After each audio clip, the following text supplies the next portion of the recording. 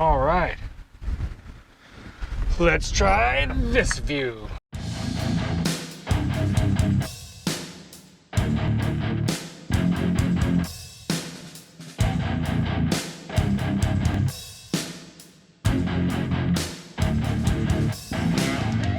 Take whatever, 57. All right, we're just gonna head up the street. We're below Paia right now, or above Paia. We're just gonna head up. See how this goes. See how this view goes. This is like perspective number 4, which would be the wind wing on the driver's side facing out. Not exactly where you guys would be if we were driving, but close. I was trying to figure out a way to do it where you could see more of the area out here as I'm cruising right along. Flies, get out of my car.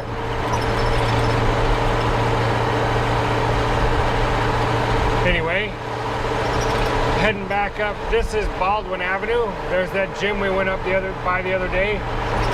We're just trying a different perspective.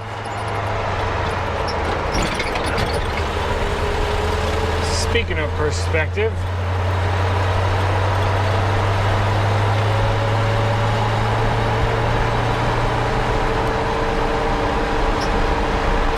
I don't know what I was going to say.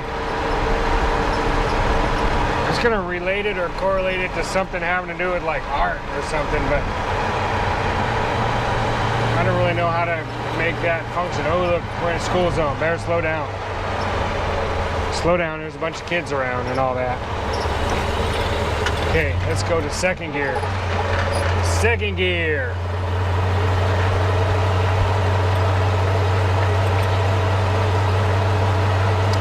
Matter of perspective. So, driving this car around every single day, I have people ask me, are you really driving that thing every day? Yes. Do you really take it to the beach every day? Hold on, my mic's not working. Hold on. Hold, please. Hold. Technical difficulties, mic spun around. Okay, there, that's better. Okay, so in case you can't hear or you got muffled or whatever, yes, I drive this thing every single day. Matter of perspective. And so right now, currently it's averaging just below 13 miles a gallon because I was playing with the fuel and the timing, and I've kind of been a little bit meaner to it as I'm driving it, you know, like I might drive a little harder every now and then, so I'm averaging just around 13, which, you know, for climbing a hill that's 10 miles long, it's like a pretty steep hill. That's expected. Get out of my car. Oh, dead bug, gross. So anyway, what's it like driving this every day? Well, to me, until I got married, married my wife, I never really drove anything newer than 1972, I think was the newest car I owned. That was a Chevelle. Everything else was older, 60s and 50s and 40s stuff. Some Model A's, things like that. And so I guess it's relative. For me, this is much easier to drive and makes much more sense. This is more my speed and more my style and much more what I'm used to. I guess like amenities wise versus like say my wife's 4Runner. That thing's got heated seats and all that fun stuff, and sure those are cool, but this fits with my brain synapses patterns easier than anything else. Plus I enjoy this so much more than I do like driving anything else.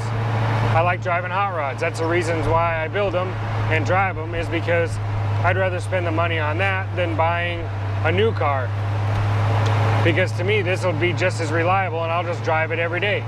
And in a way, I'm kind of, well, not in a way, I am recycling. Like, you know, I don't really want to get into carbon footprint, but I could get into my theory on carbon footprint with this. And that kind of ties into my perspective of driving it. So I was actually at the gas station one time in my 46, and a girl in a Prius not really a girl, she was a woman in a Prius. She pulled up next to me in the gas station, and she kind of like turned up her nose and kind of scoffed at my old car. And she's like, what kind of mileage does that car get? And I was like, I don't know, it gets like, at the time it was getting like almost 20. And she's like, oh, well, this gets like, 40 or whatever it was. And I was like, oh, that's cool. She's like, made some comment about carbon footprint and ruining the environment. And I had to correct her. And I probably wasn't real nice about it. I said, well, you realize that it would take my car about 1,000 years to make a carbon footprint as big as your Prius. Your Prius's carbon footprint. And she's like, what are you talking about? I said, well, nothing on my car is newer than, at the time, probably in the 70s. All my parts are old. And I said, and I'm consuming parts that have been on shelves that were produced, 30, 40 years ago. And this car is not rusting and falling apart in, a landfill or something. This is actually still on the road. So, even if my car only gets 20 miles a gallon, or even it gets 10 miles a gallon, it'll never be as big of a waste on natural resources as it is on your car.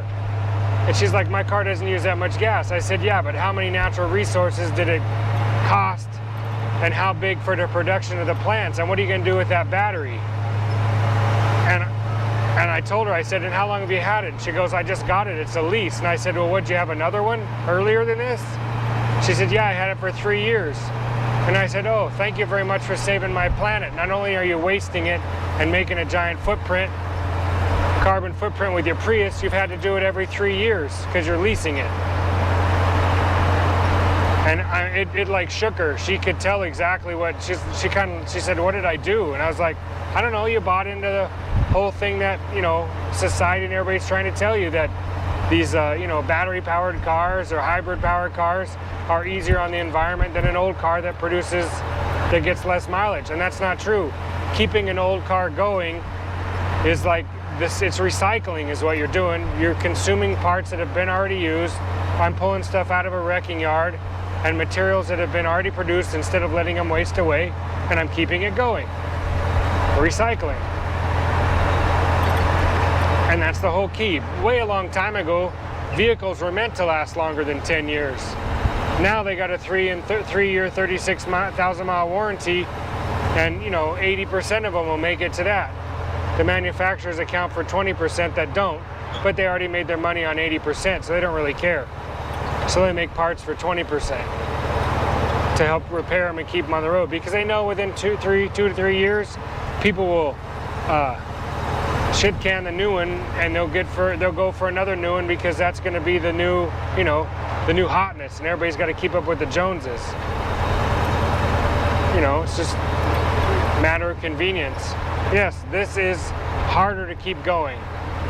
I can't get 10,000 mile, on oil changes. I don't run synthetic oil. I run good old-fashioned dinosaur goo with zinc to keep this thing going, because it's a flat tappet camshaft. I run Valvoline VR1 Racing 40 weight.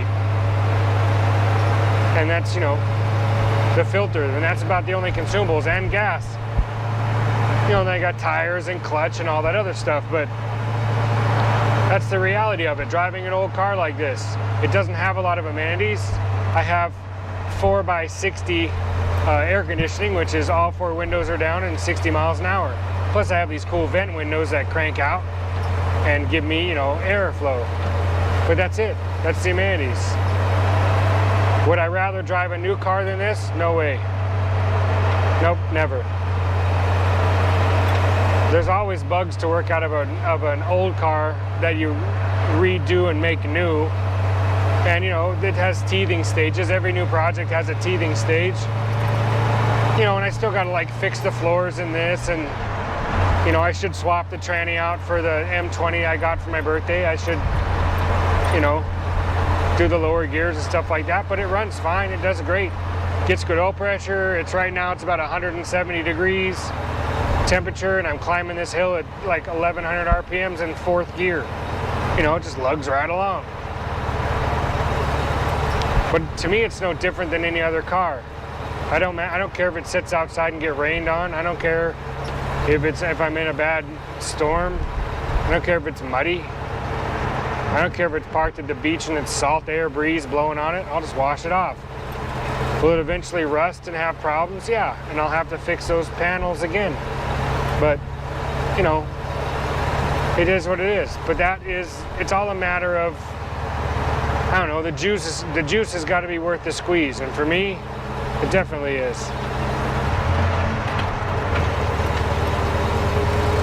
I don't have a radio in here. I don't have anything else. Not a lot of creature comforts. Because that thing makes all the noise I want it to make. I would like to have the interior done in this though, because I think it'd be a lot cooler.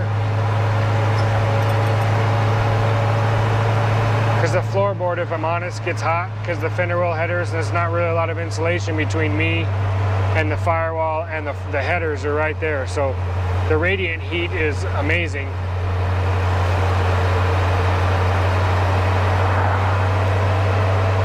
But yeah, it's a matter of perspective, I guess.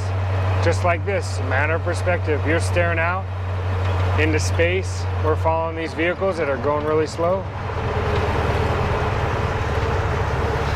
I'm gonna shift into second.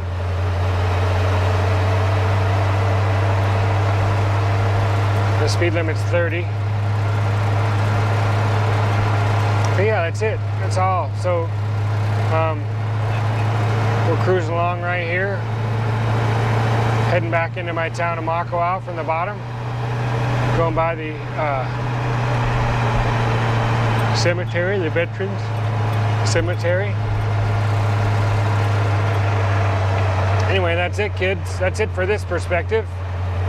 There'll be other videos to come, I'm sure. I'm just trying out new stuff until we get in our groove. You guys got to choose which one you like better.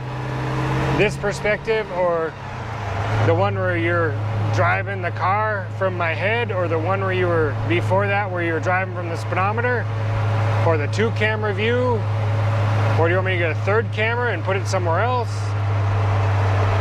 Like, I guess that's what I'm asking. Like, what perspectives? What are you looking for? And where should we go next?